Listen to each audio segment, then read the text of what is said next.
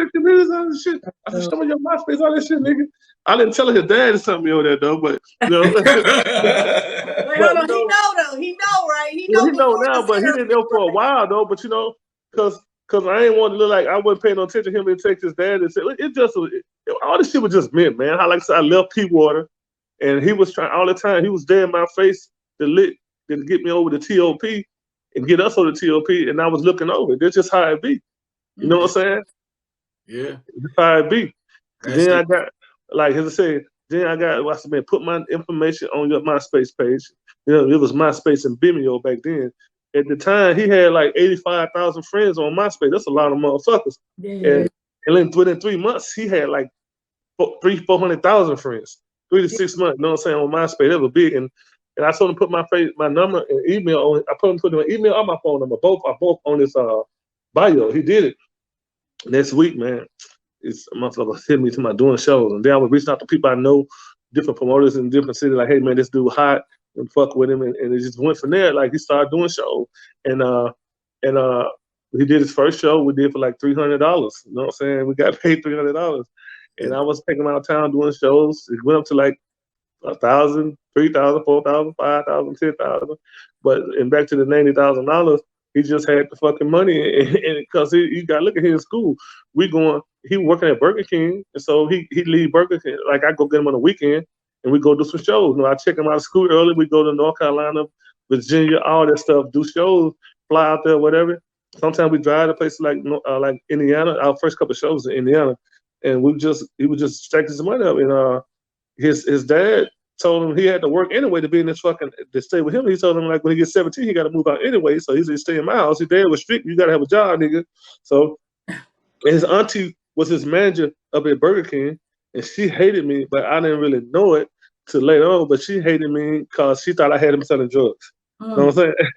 So you know what I'm saying? That's understandable. But you know, I would never do my son friend like that. I would never have nobody. I would never ask nobody to sell no drugs. Like how many? Was this before or after she found the 90,000 in the locker though? Did she hate you before or after? That, but she was hating anyway. You know what I'm saying? That was just a stamp. She had reason. She had probable cause. I go up there. She doesn't like me because you know some people just don't like drug dealers. You know, some people hate drug dealers. Like some people hate thieves. You know what I'm saying? Right, so hold on now. You is going to get Soulja Boy. Y'all making $3,000-$4,000 every weekend, and she still got a problem. We're doing 3-4 shows a day. Oh, so y'all killing them. So but he still mad. I used to come get him and take him out work, and see, she didn't believe that he was doing shows because you got to look at it. Back then, it was the internet, bro. Yeah. And he went on TV, and nobody knew him around there.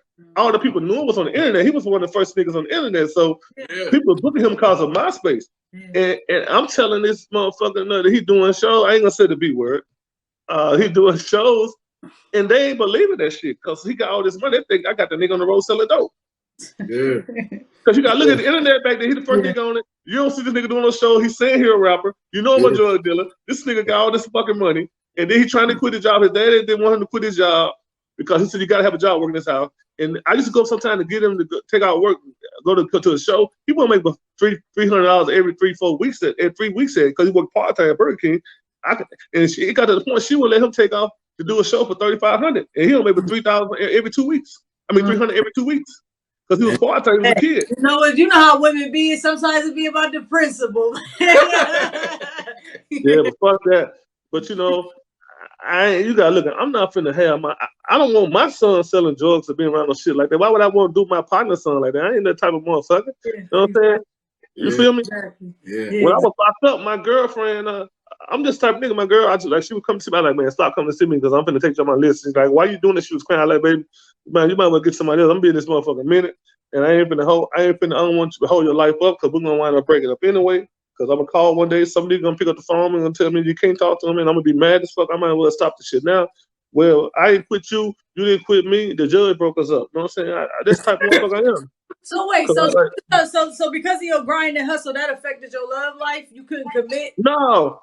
I'm just trying to show you what type of guy I was. You said about Soulja Boy, his auntie thought I had said drugs. The one day my girl, the same girl, like, man, she's like, can I move some drugs for you? Because I'm like, man, what? I don't want you to do no fucking drugs to me. What the fuck are you talking about? You know what I'm saying? She's like, I just want to get some money, help you out. Like, man, you gotta do like that. I said, man, I got bitches I don't give a fuck like that. I get drugs too. Like, I love you, hell no. You know what I'm saying? So I had to break it down to her. I was like, I love them motherfuckers, but I ain't finna put no drugs around my mama house, my sisters, nobody I love.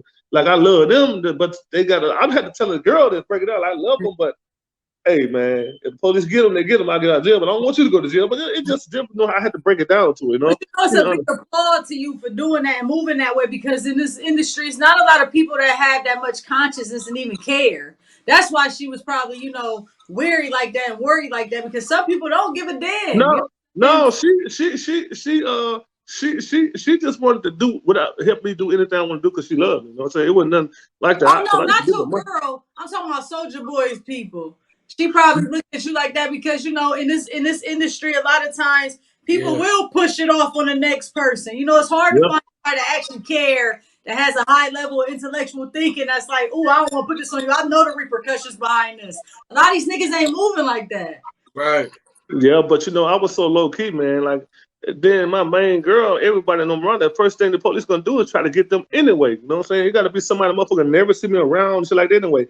I never dealt drugs with anybody that people knew that I knew. You never saw me with them or nothing. So that's the first people they're gonna try to get somebody you close to. So I never would have did that anyway, because people saw us in public too much. Just like my girl, I would never put no shit around her because the police gonna check her. It was a girl motherfucker knew I didn't have. It was a motherfucker, it's a secret motherfucker, like a safe house shit, you know? So, you know, it's different shit, you know what I'm saying? Yeah. I was just real low key with my shit, you know what I'm saying? Right. Yeah. Right. So I was gonna ask you, how did you transition from street life to business life? But it seems like you had the two intertwined. When I went to jail, shit. That's when I did it. You know what I'm saying? I went to jail, really, but when I got out, you know what I'm saying? I just prior. So what? You had barbershops and you had businesses prior though. So man, was the business at first? Like, how did that happen? Man, that shit ain't enough money. The more money you make, the more money, the more problems. You know what I'm saying? Shit, you know, you making $200 a week, you got $200 problem. You making 200,000 every 2 weeks, you got $200 problem. You know what I'm saying? Get the point. You ain't, you know what I'm saying? You got a bitch in Miami, you got a bitch in LA, you got a bitch around here, you got 4 or 5 motherfuckers you paying their rent. You know how that shit go? No, we don't have no problems like every Mike. We don't have no problems. Yeah, man. More money, more bills, more problems. So you see, I always chart people by you stuck with the person you already came in with. You still with Soulja Boy. So that means y'all got a good relationship. We don't see, that's rare in the industry. You know, people break up, they have money problems. Y'all still cool. I seen y'all on the Millennium Tour, sold out shows every week. Y'all's killing it. I mean, how is it working with young Soulja versus working with Soulja Boy, the first that did everything now? Man, it's the same. It's just about respect, man. When you respect people, you know what I'm saying? It shit go a long way, man. Like, we never had no problem. The only real problem we had was the stuff when they thought the shit would dog happen. Like, that was like the only real problem. Like our shows, we never had no fights in our show because most of Soulja fans are white people. And in this music business, it's like any other business. You know what I'm saying? You got to be 100 and straight with people. Just a music, like a business partnership, ain't no different from a marriage partnership or a girlfriend and boyfriend partnership. Husband and wife or whatever. You know what I'm saying? It's just about being loyal and being 100 and straight up with people. You know what I'm saying? You're in a relationship with somebody, you cheating on them and doing some fuck shit, she gonna leave you, or he gonna leave you. Same with a business relationship. Yeah.